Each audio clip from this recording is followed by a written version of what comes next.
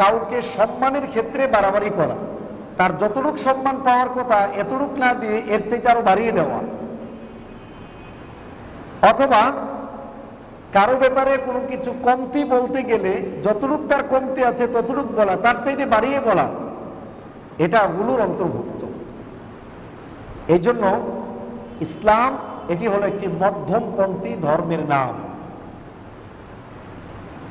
এখানে কোনো ধরনের কমতিও নেই আর বাড়তিও নেই, বরং কমতি আর বাড়তির মাঝখানেরটার নামই হলো ইসলাম। এই জন্য ইসলামের ভিতর কোনো ধরনের বাড়াবাড়ি নেই। এই জন্য কোরআন এবং সুন্নায় বাড়াবাড়ি আর ছাড়াছাড়ি দুটোটাকেই মারাত্মকভাবে নিষিদ্ধ ঘোষণা করা হয়েছে, এটা হারাম। أعوذ بالله من الشيطان الرجيم بسم الله الرحمن الرحيم قل يا أهل الكتاب لا تغلوا في دينكم غير الحق ولا تتبعوا أهواء قوم قد ضلوا من قبل وأضلوا كثيرا وضلوا عن سواء السبيل لعن الذين كفروا من بني إسرائيل على لسان داود وعيسى بن مريم ذلك بما عصوا وكانوا يعتدون كانوا لا يتناهون عن منكر فعلوه لبئس ما كانوا يفعلون اللهم صل على محمد وعلى آل محمد كما صليت على إبراهيم وعلى آل إبراهيم إنك حميد مجيد اللهم بارك على محمد وعلى آل محمد كما باركت على إبراهيم وعلى آل إبراهيم إنك حميد مجيد উপস্থিত প্রতি বৃহস্পতিবারের নেই আমাদের সম্মানিত মুসল্লিনে কেরাম, মহান আল্লাহ রাব্বুল আলামিনের দরবারে লাখো কোটি শুকরিয়া যে রব্বে কারীমের দয়ায় আমরা প্রতি বৃহস্পতিবারে নেই আজকেও উপস্থিত হতে পেরেছি কোরআনুল কারীমের তাফসীর শ্রবণের জন্য। সেই জন্য আমরা সকলেই শুকরিয়া আদায় করে বলি আলহামদুলিল্লাহ। আমরা গত সপ্তাহে সূরাতুন নিসার সূরা আল মায়েদা এর ৭৬ নম্বর আয়াত পর্যন্ত আলোচনা কমপ্লিট করেছিলাম। আজকে আমরা আপনাদের সামনে তিলাওয়াত করেছি ৩টা আয়াত সূরা আল মায়েদার ৭৭ থেকে ৭৯ নম্বর আয়াত পর্যন্ত আজকে আমরা আলোচনা করব। আজকের আলোচনাগুলো অন্যান্য দিনের চাইতে একটু গুরুত্বপূর্ণ বেশি। আজকের আলোচনার বিষয়ের উপর ডিপেন্ডেন্ট করবে আমাদের চালচলনের অনেকগুলো বিষয়, বিশেষ করে ধর্ম মানার ক্ষেত্রে আমাদের দেশে যে সিচুয়েশন, এই ব্যাপারগুলো ক্লিয়ার হবেন আজকের আলোচনা থেকে। এই জন্য একটু গুরুত্ব দিয়ে শোনার জন্য অনুরোধ করছি। আজকের আলোচনার বিষয় হলো আল গুলু ফিদ্দিন, ধর্মের ব্যাপারে বাড়াবাড়ি আর হলো ছাড়াছাড়ি। কারণ ইসলাম এমন এক জিনিস যতটুক দিয়েছে ততটুকুই মানা লাগবে, এর ভেতর কোনো জিনিস বাড়ানোও যাবে না আবার কমানোও যাবে না। এই জন্য বাড়াবাড়ি আর ছাড়াছাড়ি দুটাকেই শরিয়া নিষিদ্ধ ঘোষণা করেছে, তার নিন্দা করেছে। অথচ আমাদের দেশে ধর্ম যারা মানে তাদের 90%, 9.9 বাড়াবাড়ি আর ছাড়াছাড়িতে ব্যস্ত। এই জন্য আমাদের দেশে যতই সহিহ আকীদার কথা বলেন, দল দিন দিন বাড়তে আছে। যত বাড়াবাড়ি চলবে আর ছাড়াছাড়ি চলবে তত দল দিন দিন বাড়তেই থাকবে। আর শরিয়া যতটুক যেইভাবে দিয়েছে ততটুক যদি সবাই মেনে চলে তাহলে সমস্যা হবে না। কোরআনুল কারীমের এই বিষয়গুলো আমরা আজকে ইনশাল্লাহ শিখব। বিষয়টা খুবই স্পর্শকাতর। আবারও বলছি, আমাদের দেশে যারা ধর্ম মানে 99% 9.9 ছাড়াছাড়ি আর বাড়াবাড়িতে লিপ্ত। এই জন্য খুব ভালোভাবে শুনবেন, যাতে করে নিজেও বিষয়টার ব্যাপারে ক্লিয়ার হয়ে পরিবর্তন হতে পারি, অন্যকেও যেন পরিবর্তন করতে পারি। চলুন আমরা আগে আয়াতগুলো দেখে নিই। 1 নাম্বার, আমরা আয়াতের আলোচনাগুলো করছিলাম, বেশিরভাগ আয়াতগুলো হচ্ছিল ইহুদি আর খ্রিস্টানদের ব্যাপারে আলোচনাগুলো চলতেছিল। আর এই আয়াতেও আল্লাহ রাব্বুল আলামিন আহলে কিতাব মানে হলো যাদের উপর আল্লাহর পক্ষ থেকে কিতাব এসেছিল, ইহুদি আর খ্রিস্টান, এদেরকে আল্লাহ রাব্বুল আলামিন ডাক দিয়ে বলছেন, قل يا أهل الكتاب لا تغلوا في دينكم غير الحق ولا تتبعوا أهواء قوم قد ضلوا من قبل وأضلوا كثيرا قل يا أهل الكتاب হে নবী, আপনি আহলে কিতাবদেরকে বলুন, হে আহলে কিতাবীগণ, লা তাগলু ফি দীনিকুম গায়রাল হক, তোমরা দিনের ভেতর কোনো ধরনের বাড়াবাড়ি করবে না সত্য ছাড়া। ওয়ালা তাত্তাবিউ আহওয়া কওমিন, আর তোমরা কোনো সম্প্রদায়ের প্রবৃত্তির অনুসরণ করবে না, তারা তাদের মন থেকে যা বলে, তাদের মন গড়া কোনো মতামতের অনুসরণ করবে না। কাদ দাল্লু মিন ক্বাবলু, যারা ইতিপূর্বে নিজেরা গোমরা হয়েছে, ওয়া আদাল্লু কাসীরা, আবার অন্যদেরকেও পথভ্রষ্ট করেছে। ওয়া দাল্লু আন সাওয়াইস সাবিল, আর তারা সিরাতে মুস্তাকিম থেকে পথভ্রষ্ট হয়ে গিয়েছে। এর মানে বাড়াবাড়ি মানেই হলো সিরাতে মুস্তাকিম থেকে বিচ্ছিন্ন হওয়া, জাহান্নামে যাওয়া। এরপর আল্লাহ রাব্বুল আলামিন আরো বলছেন, লুইনাল্লাযীনা কাফারু মিন বানি ইসরাঈল, বানি ইসরাঈলদের মধ্য থেকে যারা কুফরি করেছে তাদের উপর অভিশাপ দেওয়া হয়েছে। আলা লিসানি দাউদ, হযরত দাউদের জবানের মাধ্যমে বানি ইসরাঈলদের উপর অভিশাপ দেওয়া হয়েছে, বানি ইসরাঈলদের মধ্য থেকে যারা কুফরি করেছে। ওয়া ঈসা ইবনে মারইয়াম, আর হযরত ঈসা আলাইহিস সালাতু ওয়াস সালামের মুখের মাধ্যমেও তাদের উপর অভিশাপ দেওয়া হয়েছে। কেন? যালিকা বিমা আসাউ ওয়া কানু ইয়াতাদুন, এর কারণ হলো তারা অবাধ্য হয়েছিল আর সীমালঙ্ঘনতা করেছিল। অবাধ্য হওয়া আর সীমালঙ্ঘনতা দুটোই শরীয়তের মধ্যে মারাত্মক জিনিস। অবদ্ধতার কারণে মানুষ পাপে ব্যস্ত হয়, সীমালঙ্ঘনতার কারণে মানুষ দিন থেকে বের হয়ে যায়। এই জন্য আল্লাহ রাব্বুল আলামিন বলছেন, দুইজন নবীর মুখের মাধ্যমে বানি ইসরাঈলদের মধ্য থেকে যারা কুফরি করেছে তাদের উপর অভিশাপ দেওয়া হয়েছে, কারণ তারা অবাধ্য হয়েছে। তাদের 2 নাম্বার, তারা আবার সীমালঙ্ঘনতাও করেছে। এরপর আল্লাহ রাব্বুল আলামিন তাদের কিছু বৈশিষ্ট্য বলছেন। ওই সম্প্রদায়ের লোকগুলো গুমরা হওয়ার একটা কারণও আছে। কানু লা ইয়াতানাহাউনা আন মুনকারিন ফাআলুহু লাবিসা মা কানু ইয়াফআলুন।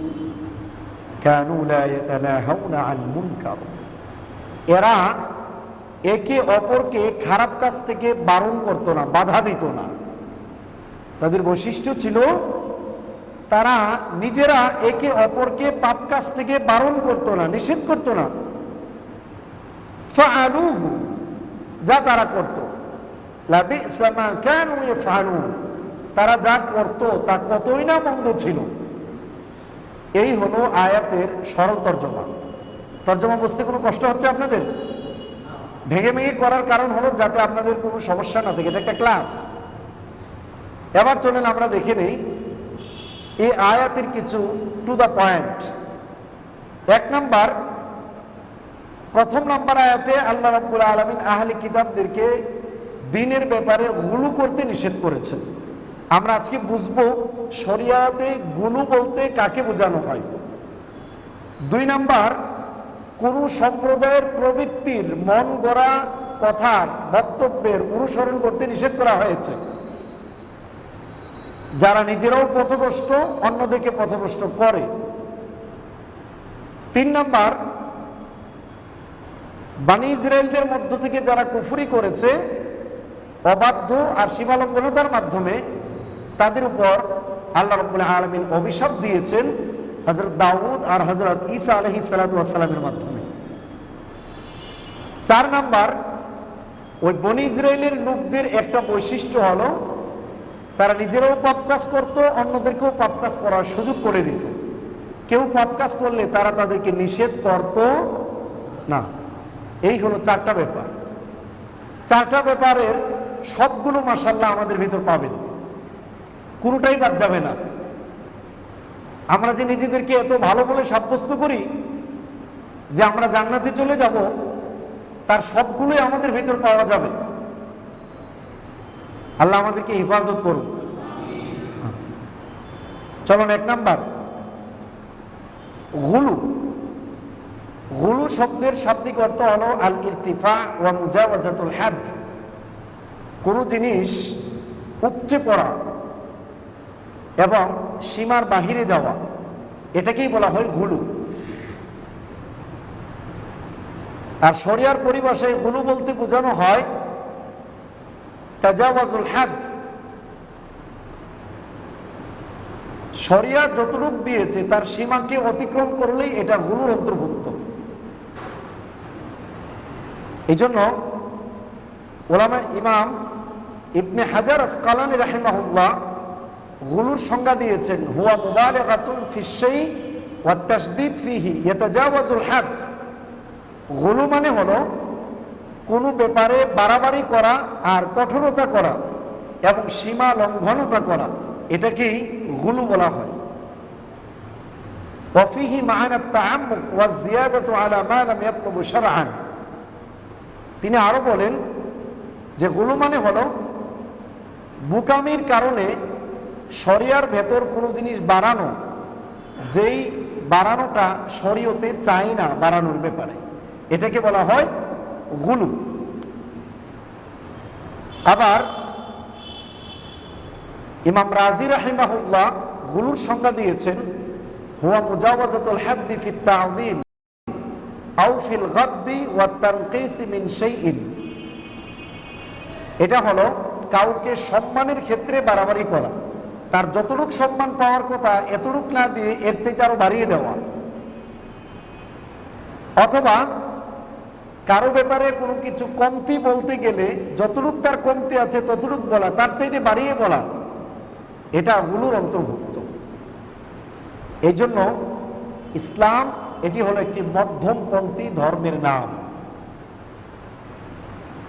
এখানে কোনো ধরনের কমতিও নেই আর বাড়তিও নেই, বরং কমতি আর বাড়তির মাঝখানেরটার নামই হলো ইসলাম। এই জন্য ইসলামের ভিতর কোনো ধরনের বাড়াবাড়ি নেই। এই জন্য কোরআন এবং সুন্নায় বাড়াবাড়ি আর ছাড়াছাড়ি দুটোটাকেই মারাত্মকভাবে নিষিদ্ধ ঘোষণা করা হয়েছে, এটা হারাম। কোরআনুল কারীমে গুলু বাড়াবাড়ি করাটাকে সিরাতে মুস্তাকিম থেকে আলাদা হওয়ার কারণ বলা হয়েছে। যেমন কোরআনুল কারীমে আল্লাহ রাব্বুল আলামিন বিভিন্ন জায়গায় কয়েকটা শব্দে গুলু মানে বাড়াবাড়ির ব্যাপারটা উল্লেখ করেছেন। কোথাও সরাসরি গুলু শব্দ বলে উল্লেখ করেছেন, আবার কোথাও তুগিয়ান শব্দ দ্বারা উল্লেখ করেছেন, আবার কোথাও আল বাগি শব্দ দ্বারা উল্লেখ করেছেন। তিনটার অর্থ প্রায় সেম, আল বাগি, আর তুগিয়ান, আল গুলু, প্রায় সেম অর্থ তিনটার, মানে হলো বাড়াবাড়ি করা, সীমা অতিক্রম করা। কোরআনুল কারীম সূরাতুন নিসার 171 নম্বর আয়াতে আল্লাহ রাব্বুল আলামিন বলেছেন, ইয়া আহলাল কিতাবি লা তাগলু ফি দীনিকুম ওয়া লা তাকুলু আলাল্লাহি ইল্লাল হক। হে আহলে কিতাবগণ, তোমরা তোমাদের দ্বীনের ভিতর বাড়াবাড়ি করবে না, আর আল্লাহর ব্যাপারে তোমরা সত্য কথা ছাড়া আর কোনো কথা বলতে যাবে না। এতে বোঝা যায় কোরআন গুলু করা, বাড়াবাড়ি করা এটা নিষিদ্ধ ঘোষণা করেছে। আবার কোথাও তুগিয়ান শব্দ দ্বারা বলা হয়েছে। সূরা তাহার ৮১ নম্বর আয়াতে আল্লাহ রাব্বুল আলামিন বলছেন, ওয়ালা তাতগাউ ফীহি ফায়াহিল্লু আলাইকুম গাদাবি। তোমরা এই ব্যাপারে কোনো ধরনের সীমা অতিক্রম করবে না, তাহলে আমি আল্লাহর গজব তোমাদের জন্য অবধারিত হয়ে যাবে। এখানেও গুলু তাতগাউ মানে হলো বাড়াবাড়ি, সীমা অতিক্রম করা। আবার কোথাও বাগিউন শব্দ দ্বারা উল্লেখ করা হয়েছে। সূরাতুন নাহলের ৯০ নম্বর আয়াতে আল্লাহ রাব্বুল আলামিন বলছেন, ইন্নাল্লাহা ইয়া'মুরু বিল আদলি ওয়াল ইহসান ওয়া ইতাই যিল কুরবা ওয়া ইয়ানহা আনিল ফাহশাই ওয়াল মুনকারি ওয়াল বাগই। প্রতিদিন জুমার সময় খুতবার শেষে এই আয়াতটা পড়া হয়। ইন্নাল্লাহা ইয়া'মুরু বিল আদলি ওয়াল ইহসান, আল্লাহ রাব্বুল আলামিন তোমাদেরকে আদেশ দিয়েছেন ইনসাফ আর হলো ইহসান, দয়ার ব্যাপারে আল্লাহ তোমাদেরকে আদেশ দিয়েছেন। ওয়া ইতাই যিল কুরবা, এবং নিকটস্থ আত্মীয় স্বজনদেরকে তোমাদের অর্থ সম্পদ দেওয়ার ব্যাপারে আল্লাহ রাব্বুল আলামিন আদেশ দিচ্ছেন। ওয়া ইয়ানহা আনিল ফাহশাই ওয়াল মুনকার, আর আল্লাহ রাব্বুল আলামিন তোমাদেরকে নিষেধ করেছেন অশ্লীল আর মন্দ কাজ থেকে। ওয়াল বাগি, সীমা অতিক্রম করা থেকে আল্লাহ রাব্বুল আলামিন তোমাদেরকে নিষেধ করেছেন। এই হলো আয়াত, যে আয়াতগুলোতে বাড়াবাড়ি করাটাকে নিষেধ করা হয়েছে। এরপরে আসছে সুন্নাতে রাসূল সাল্লাল্লাহু আলাইহি সাল্লামের হাদিসগুলোতে, সেখানেও কিছু আলাদা আলাদা শব্দ প্রয়োগ করে ব্যবহার করা হয়েছে।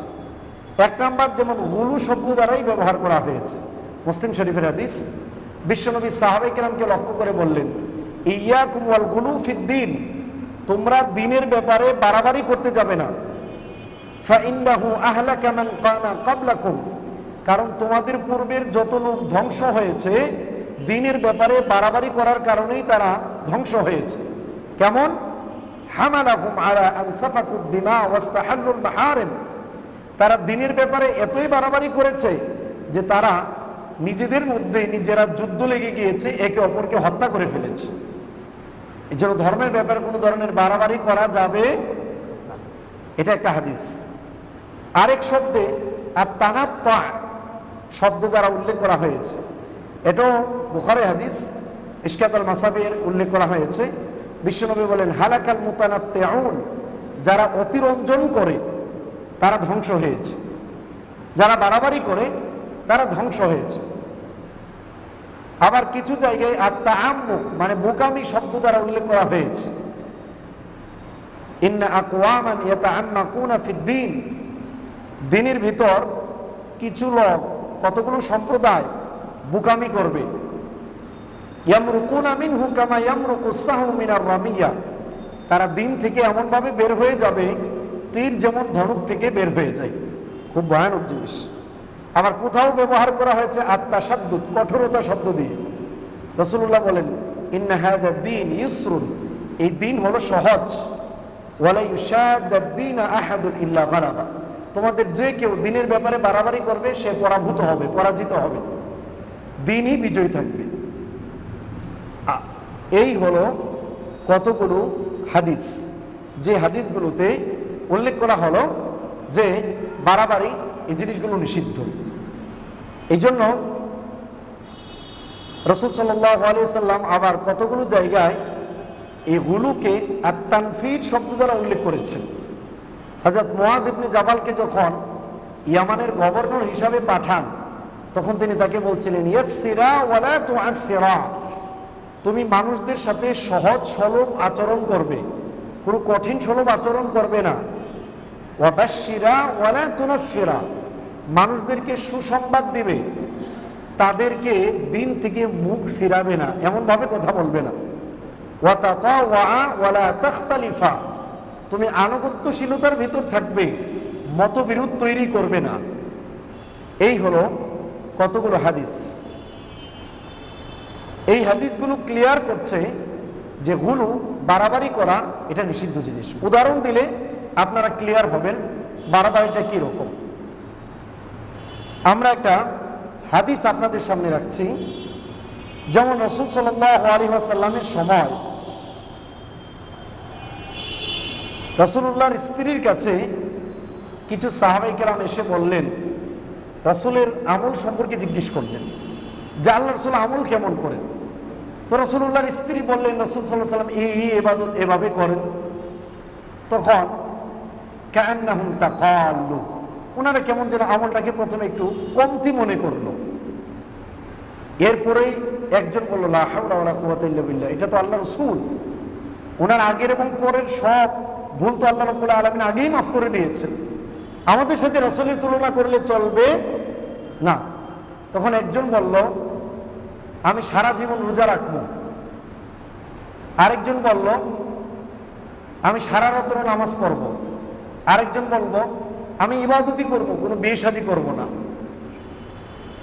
দেখেন তো দেখি, সারা জীবন রোজা রাখা ভালো না খারাপ? ভালো না? সারা রাত্র নামাজ পড়া ভালো না খারাপ? বিয়ে শাদী না করে শুধু ইবাদতে কাটায় দেওয়া ভালো না খারাপ? ভালো। কাজগুলো ভালো, বাট এই কাজটা শরিয়া যে মাপ দিয়েছে তার চেয়ে বেশি হয়ে গিয়েছে। এটাকে বলা হয় তাজাওয়াজুল হাদ, সীমা অতিক্রম করা। বুঝতে পারতেছেন? রোজা রাখা কোনো পাপ কাজ নয়, ভালো কাজ। এখন নফল রোজা, আপনার বাসায় স্ত্রী আছে, স্ত্রীর চাহিদা বেশি, আপনি সারাদিন নফল রোজা রাখেন, তা আপনার বউ থাকবে? অন্য দিক দিয়ে রাতের বেলা জাগ্রত থাকা, আপনি আস্তে আস্তে করে দুর্বল হয়ে যেতে পারেন। ইবাদত করা ভালো কাজ, আল্লাহর নৈকট্য পাবেন, কিন্তু শরিয়া সারা রাত্র জাগ্রত থেকে ইবাদত করতে বলে নেই, এটা বাড়াবাড়ি। এই হলো বাড়াবাড়ি। আর একটা হলো ছাড়াছাড়ি। রাসূল সাল্লাল্লাহু আলাইহি ওয়াসাল্লাম কোনো এক ব্যাপারে, মিশকাতুল মাসাবি হাদিসটা উল্লেখ করা হয়েছে, উনি একটা কাজ করলেন, কিন্তু কিছু সাহাবায়ে কেরাম মনে করলেন এটা করাটা বৈধ না। চিন্তা করেন, আল্লাহ রাসূলের কাছে যখন সংবাদ আসলো যে আমি রাসূল করলাম আর সে এটাকে অবৈধ মনে করতেছে, জিনিসটা কতটা ভয়ানক। এই জন্য শরিয়া যতটুকু দিয়েছে ততটুকু আমাদেরকে মেনে চলতে হবে, তার বাইরে যাওয়া যাবে না। এইটাকেই বলা হয় গুলু। আর এই গুলু, বাড়াবাড়ি আর ছাড়াছাড়ি সবটাই নিষিদ্ধের অন্তর্ভুক্ত। ইহুদিরা আর খ্রিস্টানরা বাড়াবাড়ি করে আল্লাহর সাথে শরীক করেছে। যেমন তারা বাড়াবাড়ি করতে গিয়ে হযরত উযাইর আলাইহিস সালাতু ওয়াস সালামকে আল্লাহর ছেলে বানিয়েছে, আর ঈসা আলাইহিস সালাতু ওয়াস সালামকে আল্লাহর পুত্র বানিয়েছে। তো তখন তারা আল্লাহর সাথে কি করেছে? শিরক করেছে। আমাদের দেশে আমরা আল্লাহর ওলিদেরকে ভালোবাসি, কিন্তু ভালোবাসতে বাসতে একেবারে তাদের নামে মাজার তৈরি করে তার সামনে সিজদা পর্যন্ত দেওয়া শুরু করে দিয়েছে। দেখেন তো দেখি, মিলে কি মিলে না? আল্লাহর ওলি ঠিক আছে, উনি ভালো মানুষ, মারা গিয়েছে, কিন্তু যখন তার প্রতি শ্রদ্ধা ভক্তি এতই বেশি গেল যে ইবাদত আল্লাহর জন্য করার কথা ছিল, সিজদা আল্লাহকে দেওয়ার কথা ছিল, সেই সিজদা আল্লাহকে না দিয়ে তার কবরের সামনে তাকেই দিয়ে দিলেন। তখন বাড়াবাড়ি করার কারণে কার সাথে শরীক করা হচ্ছে? আল্লাহ রাব্বুল আলামিনের সাথে শরীক করা হচ্ছে। এইটা একটা। এই জন্য আমাদের দেশে দেখবেন যারা এতদিন ধর্ম পালন করতো না, হঠাৎ করে ধর্ম পুচ্ছে, একদম বাড়িঘর ছাইরা, এখন বউ বাচ্চা ছাইরা একেবারে দিনের মধ্যে বের হয়ে গেছে। এগুলো বাড়াবাড়ি। আপনার ফ্যামিলিও ঠিক রাখতে হবে, দিনের কাজও ঠিক রাখতে হবে। ফ্যামিলি বাদ দিয়ে দিনের কাজ, কারণ ফ্যামিলিকে সময় দেওয়া এটাও ইবাদতের অন্তর্ভুক্ত। আরেকটা বাড়াবাড়ি হলো আমাদের দেশে বর্তমান সময়ে মাসআলাগত জিনিস নিয়ে। এটা সালাফি আলেমদের দ্বারা আমাদের বাংলাদেশে শুরু হয়েছে, আর হানাফিদের দ্বারা এটা কুরবান হয়েছে। উদাহরণ দিচ্ছি, শরিয়ার কোনো মাসআলা মুখতালাফ ফিহি মাসালা, মতবিরোধপূর্ণ মাসালা, এই মতবিরোধগুলো হওয়ার কারণ হলো দুই পক্ষে হাদিস থাকার কারণে। আর দুই পক্ষে হাদিস থাকার কারণে মতভেদ হয়েছে। কোনো পক্ষ অন্য কোনো পক্ষকে, দ্বিতীয় পক্ষকে ইন্ডিকেট করে পথভ্রষ্ট, গুমরা, বেদাহাতি, কাফের এগুলো বলার কোনো সুযোগ নাই। কিন্তু আমাদের দেশে এই জিনিসগুলো অনেক বেশি। এক্সাম্পল, তাবিজ ঝুলানো, কোরআনের আয়াত দিয়ে তাবিজ দেওয়া, এটা জায়েজ। সব ধরনের তাবিজকে শিরিক বলে দেওয়া এটা বাড়াবাড়ি। সব ধরনের তাবিজকে শিরিক বলে দেওয়া এটা বাড়াবাড়ি। যে কোরআনুল কারীমের কিছু আয়াত দ্বারা তাবিজ দেওয়া যাবে কি না, কিছু রেওয়ায়তের কারণে আলেমদের ভিতর দুইটা মতামত দেখা যায়। একদল বলতেছে জায়েজ, আরেক দল বলতেছে এটা অপছন্দনীয়। কিন্তু আমাদের দেশে যারা তাবিজের বিপক্ষে, ওনারা ডাইরেক্ট যে সব তাবিজ দেওয়াই শিরকের অন্তর্ভুক্ত। অথচ ইমাম সুফিয়ান সাউরি, আহমদ বিন হাম্বল রাহিমাহুল্লাহ, ওনারাও কারো জ্বর উঠলে কিছু দোয়া বা আয়াত লিখে দিয়ে দিতেন। এখন কি তাহলে ওনারা শিরিক করে কাফের হয়ে গিয়েছেন? এটা হলো পড়াশোনার কমতির কারণে। এই জন্য শরিয়ার সিস্টেম হলো, বলা উচিত ছিল যে সকল তাবিজগুলো কোরআনের আয়াত ছাড়া নাম্বার দিয়ে দেওয়া হয়, শিরকি শব্দ থাকে, সেগুলো শিরকের অন্তর্ভুক্ত। আর যেই সকল তাবিজগুলো কোরআনের আয়াত দ্বারা দেওয়া হয়, এটা সুন্নাহর বিপরীত, সুন্নাহ নয়। সুন্নাহ হলো আপনার সকাল সন্ধ্যা বিভিন্ন সময়ের দোয়াগুলো পাঠ করা, এটা হলো সুন্নাহ। কিন্তু তাবিজ ঝুলানোটা সুন্নাহর অন্তর্ভুক্ত নয়। তো যখন সুন্নাহর অন্তর্ভুক্ত না হয়, এর বিপরীত হয়ে গেলেই সেটা হারাম আর বিদআত হয়ে যায় না। কিন্তু আমাদের দেশে ডাইরেক্ট পড়াশোনা কমতির কারণে সেটাকে একেবারে কি বলে দিচ্ছে, বেদারসে সেটাকে আমরা শিরিক বলে দিচ্ছি। নাউজুবিল্লাহি মিন যালিক। এটা খুব মারাত্মক জিনিস, এটা একটা গুলো বাড়াবাড়ি। আরেকটা হলো, কোন বিধান দাইফ হাদিস দ্বারা সাব্যস্ত হয়েছে, কেউ এটার উপর আমল করে, মুখতালাফ ফিহি মাসালা, দইফ হাদিসের উপর আমল করার কারণে আপনি সেটাকে বিদআত বলতে পারেন না। কিন্তু আমাদের দেশের বেশিরভাগ সালাফে আলেমগণ এটাকে বিদআত বলে দেন। এটা একটা গুলো বাড়াবাড়ি। কোথাও লেখা থাকলো লা ইলাহা ইল্লাল্লাহু মুহাম্মাদুর রাসূলুল্লাহ একসাথে, আমাদের দেশের কিছু সালাফে আলেমদের বক্তব্য হলো এটা শিরিক, এটা লেখা যাবে না। অথচ আরবের বুড়ি বুড়ি কিতাবের ভিতর লা ইলাহা ইল্লাল্লাহু মুহাম্মাদুর রাসূলুল্লাহ লেখা আছে। তাহলে ওনারা কি আমাদের সাথে শিরিক কম বুঝেছে? এগুলো টোটালি বাড়াবাড়ির অন্তর্ভুক্ত, বুঝতে পারতেছেন? ঠিক সেম আমাদের দেশে আমাদের হানাফি আলেমরাও আমরা অনেক বাড়াবাড়ি করি। কেউ মসজিদে এসে জোরে আমিন বলল, সে হয়তো ওই হাদিসের উপর আমল করে। জোরে আমিন বলারও হাদিস আছে, আস্তে আমিন বলারও হাদিস আছে। এখন আপনি আর আমি সবাই মিল্লা ধৈর্য বেড়ারে চাপ দিয়ে বললাম, বেটা জোরে আমিন বলতে পারবি না, আস্তেই কইবি। তো হাদিস থাকার কারণেই তো সে আমল করতেছে, আপনি আর আমি বাধা দেওয়ার কে? ঠিক সেম মহিলাদের মসজিদে আসা আর না আসা। মহিলাদের মসজিদে আসার অনুমোদন আল্লাহ রসুলের পক্ষ থেকে আছে, তবে উদ্বুদ্ধ করা হয়েছে ঘরের ভিতরেই নামাজ পড়ার জন্য। এখন আমাদের দেশে বাড়াবাড়ির কারণে যে সমস্যা হয়েছে, দেখেন আমাদের হানাফি আলেমরা বলতেছে কোনো মহিলা মসজিদে আসতেই পারবে না, অনুমতি নাই। আর বাংলাদেশের সালাফি আলেমরা বলতেছে টাইনা লয়া মুবেটা মসজিদেই মহিলাদেরকে আনতে হবে। বুঝতে পারতেছেন কি হচ্ছে? এটা দুটাই হলো কবিরা গুনাহের অন্তর্ভুক্ত হচ্ছে। এই জন্য বাড়াবাড়িটা বাদ দিতে হবে, ছাড়াছাড়িও কি করতে হবে? বাদ দিতে হবে। বরং শরিয়া যতটুকু আমাদেরকে ফলো করতে বলেছে ততটুকু। শরিয়া মহিলাদেরকে মসজিদে আসার অনুমতি দিয়েছে, তাদের জন্য আলাদা জায়গা থাকা দরকার। তাদেরকে মসজিদে আসতে উদ্বুদ্ধ করে নাই, তাই মহিলারা ঘরে নামাজ পড়লে উত্তম। এখন কেউ যদি মসজিদে আইসা নামাজ আদায় করতে চায়, তাকে আমরা বাধা দেব না, এটা ছিল বক্তব্য। কিন্তু বাড়াবাড়ির কারণে একদল আরেক দলের প্রতি বিদ্বেষ হয় কি হয় না? এভাবে মুসলিমদের ভিতর দলাদলিগুলো দিন দিন বেড়ে যাচ্ছে। ঠিক একইভাবে ফিকহি মাসআলার ক্ষেত্রে আরো অনেকগুলো বিষয় এইভাবে চলে আসে, যেটা আমাদের দেশে প্রচুর পরিমাণ বাড়াবাড়ি হচ্ছে। এগুলোর পেছনে মূল কারণ হলো আমাদের দেশের আলেমদের গবেষণা কম। এই জন্য ইনসাফমূলক হতে হবে। আপনি যখন দেখছেন কেউ আমল করে, সে চাইজ দাইফ হাদিসের উপর আমল করুক।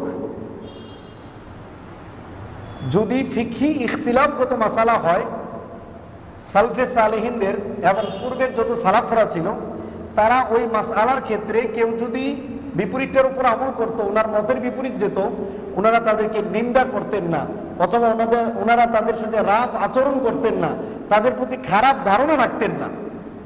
কিন্তু আমাদের দেশে কি হয়েছে? আপনার মতের সাথে আমার মত না মিললে আপনি শেষ। এই জন্য আমাদের দেশে ভয়ানক যে সিচুয়েশন তৈরি হচ্ছে, সেটা হলো আলেমদের থেকে সাধারণ মানুষগুলো দূরে সরে যাচ্ছে। আর অনেকে আছে বাংলা কিছু পড়াশোনা করার পর ফতোয়া দেওয়া শুরু করেছে। ফতোয়া দেওয়ার একটা ক্যাটাগরি রয়েছে, কারণ ইসলাম এটা গাঁজাখড়ি কোনো ধর্মের নাম নয়। এখানে কতগুলো সাবজেক্ট ওয়ারি শিক্ষা আছে। আপনি যখন ফতোয়া দিতে যাচ্ছেন, কোরআনের অ্যারাবিক জানতে হবে, কোরআনের শব্দের চয়ন, অর্থ, তার তাফসির সম্পর্কে আপনার জানা থাকতে হবে। তারপর আপনাকে জানা থাকতে হবে হাদিস সায়েন্স সম্পর্কে, আপনাকে জানা থাকতে হবে ফিকহ সম্পর্কে। এগুলোর এক একটার উপর আপনার সারা জীবন শেষ হয়ে যাবে পড়াশোনা করতে করতে। এই জন্য যেই লোক যেই বিষয়ে বিশেষজ্ঞ, তার শরণাপন্ন হন। কেউ যদি ফিকহের ব্যাপারে বিশেষজ্ঞ হয়, ওই ফিকহের ব্যাপারে তার শরণাপন্ন হন। কেউ যদি হাদিসের ব্যাপারে বিশেষজ্ঞ হয়, আপনি তার শরণাপন্ন হন হাদিসের ক্ষেত্রে। কেউ যদি কোরআনুল কারীমের ব্যাপারে বিশেষজ্ঞ হয়, আপনি কোরআনের ব্যাপারে তার প্রতি শরণাপন্ন হন, তাহলে আপনি উপকার পাবেন। সবাই অনেক কিছু জানে, কিন্তু সব জানে। এইভাবে আমাদের দেশে প্রচুর পরিমাণ বাড়াবাড়ি, আর বাড়াবাড়ির করার কারণেই দেখা যাচ্ছে যে দিন দিন দলাদল বাড়তেই আছে। এটা প্রচুর পরিমাণ, এই জন্য খুব ভয়ানক জিনিস। এই জন্য গুলু, এই বাড়াবাড়ি, এটাকে শরিয়া একদমই খুব ভালোভাবে নিষিদ্ধ করে দিয়েছে। এই জন্য দেখেন হযরত আব্দুল্লাহ ইবনে উমর রাদিয়াল্লাহু তাআলা আনহুর একটা হাদিস, একজন ওনার স্ত্রীর কাছেও যায় না, শুধুমাত্র রোজা রাখে আর নামাজ পড়ে। রাসূল সাল্লাল্লাহু আলাইহি সাল্লাম তাকে ডেকে বললেন যে লা তাফআল, তুমি এমনটা করবে না। সুম ওয়াফতির, একদিন রোজা রাখো আরেকদিন রোজা ভাঙ্গা রাখো। আর তুমি রাতের বেলা কিছু অংশ ঘুমাও আর কিছু অংশ দাঁড়িয়ে নামাজ আদায় করো। কারণ তোমার দেহের একটা অধিকার আছে, তোমার চোখের একটা অধিকার আছে, তোমার স্ত্রীর একটা অধিকার আছে। এই অধিকারগুলো তোমাকে ঠিকভাবে আদায় করতে হবে। এই জন্য শরিয়া যে রুলসগুলো দিয়েছে মধ্যম পন্থায়, সেই রুলসগুলো মেনে চলার নামই হলো আপনার আল ইতিদাল ফিদ্দিন, দিনের ভিতর বাড়াবাড়ি থেকে বেঁচে থাকা। এই জন্য আমাদের দেশে প্রচুর পরিমাণ বাড়াবাড়ি হয়। আপনাদেরকে অনুরোধ করব, কোনো মাসআলা মাসাইল জানার জন্য মাসিক আল কাউসার, আব্দুল মালিক সাহেবের একটা পত্রিকা বের হয়, গবেষণামূলক পত্রিকা। মাসআলা মাসাইলের জন্য সবচেয়ে সুন্দর গবেষণামূলক লেখালেখি ওইটাতেই হয় বর্তমান সময়ে বাংলাদেশে, অন্যগুলোর তুলনায়। এই জন্য কোরআনের আয়াত আর হাদিসের রেফারেন্সগুলো দিলেই শুধু যথেষ্ট না, কোরআনের আয়াত আর হাদিসটা সে বুঝেছে কতটুকু, সালফে সালেহিনদের মতো সে বুঝেছে কি না, এটাও দেখা দরকার। এই জন্য গুলু, বাড়াবাড়ি, এটা খুব মারাত্মক ধরনের জিনিস। এই বাড়াবাড়িটা দুই ধরনের হয়, একটা হলো আকীদাগত বাড়াবাড়ি আর একটা হলো আমলগত বাড়াবাড়ি। আকীদাগত বাড়াবাড়ির ক্ষেত্রে মানুষদেরকে শিরকে ব্যস্ত করে দেয়। যেমন কোরআনুল কারীমে বলা হচ্ছে আল্লাহ রাব্বুল আলামিনের হাত আছে, পা আছে, এগুলো বলা আছে। এখন আপনি বলতে লাগলেন আল্লাহর হাত মানুষের হাতের মতো, আল্লাহর হাত মানুষের চোখের মতো, নাউযুবিল্লাহি মিন যালিক। এগুলো মুতাশাবিহ। আমাদের কথা হলো আল্লাহ কোরআনে আল্লাহর ব্যাপারে যা বলেছে, যত সিফত বলেছে, সব আমরা বিশ্বাস করি। তবে তা সেগুলো কেমন, এগুলোর ব্যাপারে একমাত্র ভালো জানেন কে? আল্লাহ রাব্বুল আলামিন। আমরা বলতে যাচ্ছি না এগুলো সৃষ্টির মতো বা মানুষের মতো। এখন আমাদের দেশে অনেক সালাফি উলামায়ে কেরাম বহস করে যে আল্লাহর হাত আছে আর পাও আছে। আবার আমাদের হানাফি উলামায়ে কেরাম যে আল্লাহর হাতও নাই পাও নাই এই ব্যাপারে আবার বহস করে। বুঝতে পারতেছেন ব্যাপারগুলো? এইগুলো আমাদের দেশে প্রচুর পরিমাণ বাড়াবাড়ি। নিয়ম হলো কোরআনে আল্লাহ রাব্বুল আলামিন যেইভাবে বলেছেন আমরা সেইভাবেই বিশ্বাস করি, তবে তার হাত পা চোখ এগুলো কেমন সেটার ব্যাপারে একমাত্র কে ভালো জানেন? আল্লাহ রাব্বুল আলামিন ভালো জানেন। আমরা এর প্রতি ঈমান রাখি আকীদাগতভাবে। ঠিক একইভাবে মনে করেন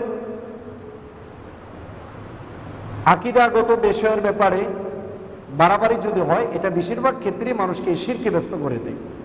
এই জন্য আকীদার ব্যাপারগুলো, যেমন কাদারিয়ারা, এরা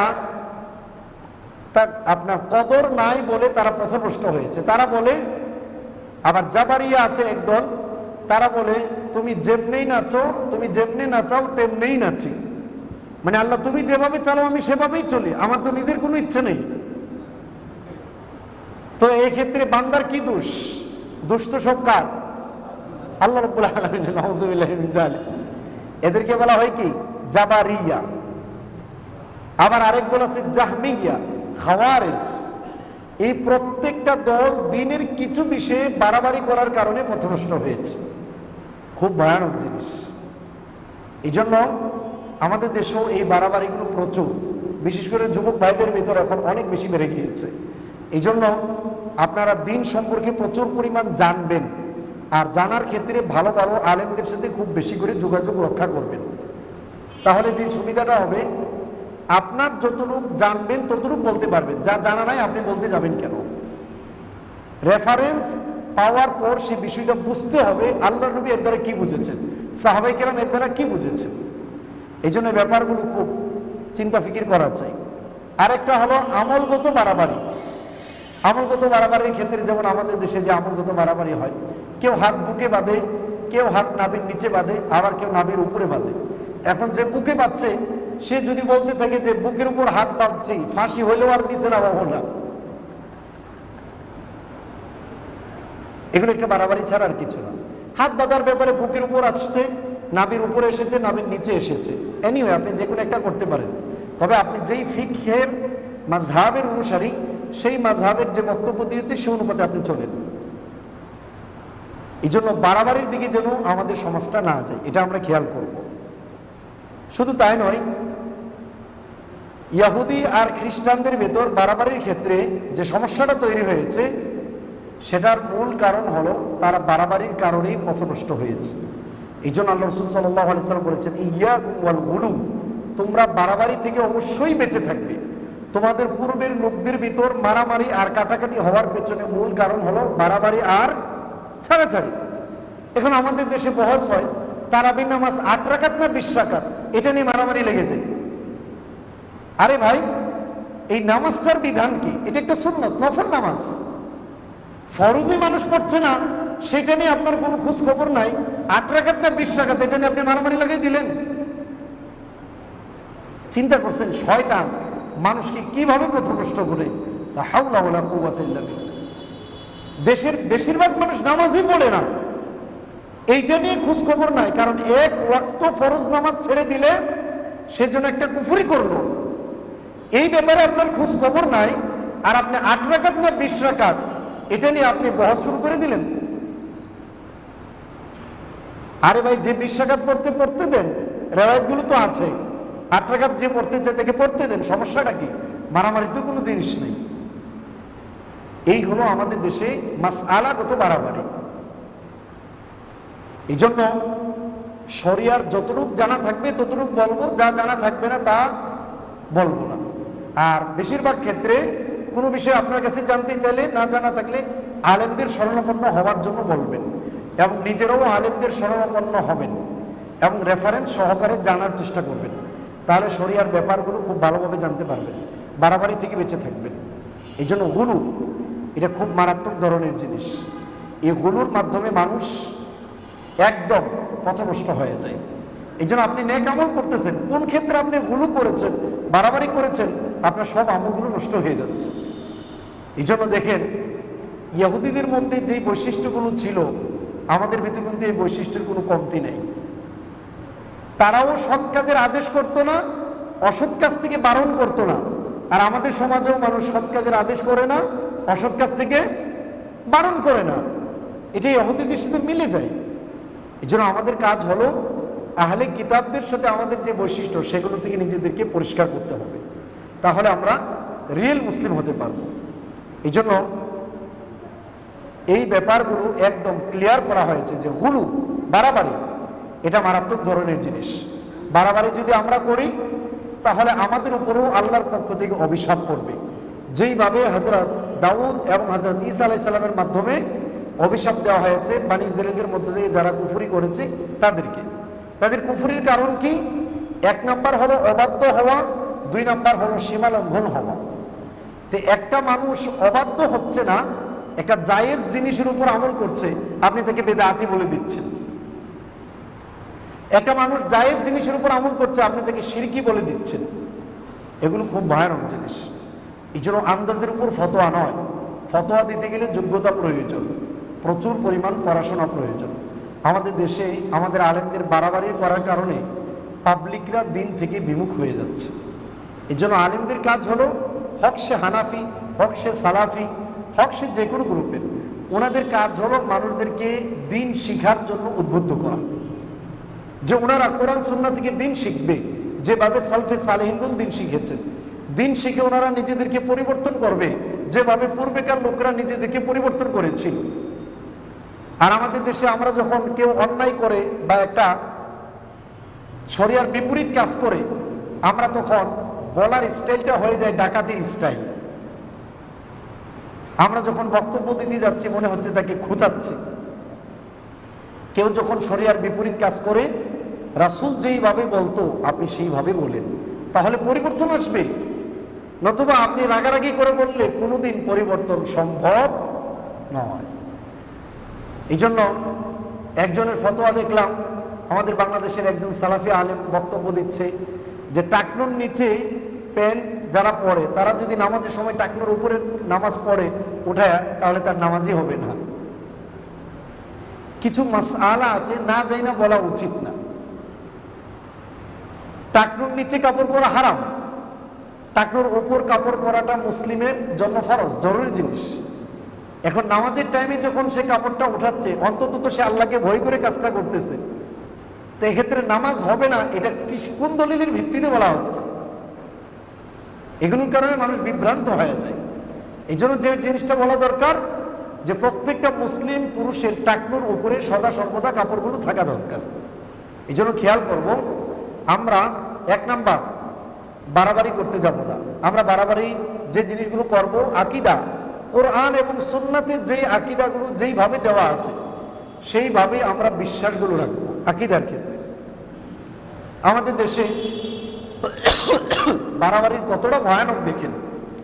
একদল লোক রাষ্ট্রীয়ভাবে দিন প্রতিষ্ঠার কথা খুব বেশি বলে, আরেকদল লোক আকীদার ব্যাপারে খুব বেশি বলে। যারা আকীদার ব্যাপারে খুব বেশি কথা বলে, তারা আবার যারা রাষ্ট্রীয়ভাবে ইসলাম প্রতিষ্ঠার কথা বলে, তারা এর বিপরীত। তারা বলতে থাকে যে রাষ্ট্রীয়ভাবে ইসলাম প্রতিষ্ঠা করার কথা বলার দরকার নেই, শুধু আকীদার ব্যাপারে কথা বললেই যথেষ্ট। আবার যারা রাষ্ট্রীয়ভাবে ইসলাম প্রতিষ্ঠার কথা বলে, তারা বলতে থাকে রাষ্ট্রীয়ভাবে ইসলাম প্রতিষ্ঠা করা গুরুত্বপূর্ণ জিনিস, আকীদার ব্যাপারে এত কথা কিসের? অথচ বিষয়টা ছিল যে রাষ্ট্রীয়ভাবে ইসলাম প্রতিষ্ঠা করার জন্য চেষ্টা করা, এটাও তো আকীদার অন্তর্ভুক্ত। আর আকীদার গুরুত্ব দেওয়া, এটাও তো ইসলামের নির্দেশ। কোনোটাই বাদ যাওয়ার কথা ছিল, কিন্তু একদল আরেক দলের বিপরীত হওয়ার কারণে ইসলামকে 50-50 করে দিচ্ছে। তো পাবলিক দিন পাবে কোত্থেকে? এখানে তো ঝগড়া আর ঝগড়াই চলতে থাকবে, কোনোদিন শান্তির কল্পনা করা যায় না। এটা হলো মূলত শুধুমাত্র বাড়াবাড়ি করার কারণে। আমার কথা কি আপনারা বুঝতে পারছেন? এই জন্য আমরা কোনো ক্ষেত্রেই বাড়াবাড়ি করতে যাব না। যে কোনো মাসআলা মতবিরোধপূর্ণ, সেটার জন্য আমরা আলেমদের শরণাপন্ন হব।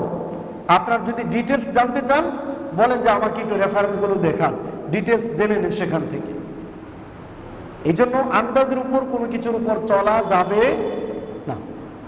এই হলো বাড়াবাড়ির যে ব্যাপারগুলো।